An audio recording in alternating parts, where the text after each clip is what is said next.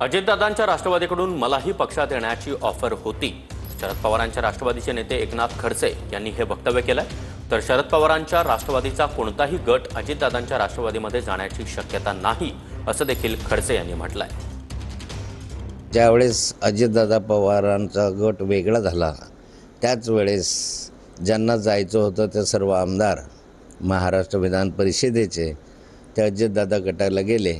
त्या कालखंडामध्ये मलाही निरोप दिला होता की तुम्ही अजितदादा पवार गटामध्ये या, परंतु त्यावेळेस मी काही अजितदादा पवार गटामध्ये गेलो नाही. शरद पवार साहेबांबरोबरच राहिलो आणि आता हे पवार साहेबांबरोबरच राहणार.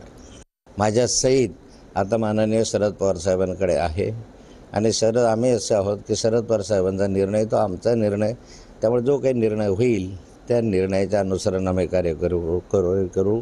परंतु आज तरी असा कोणताही विचार किंवा कोणताही गट अजितदादा पवारांच्या याच्यात जाईल अशी शक्यता नाही.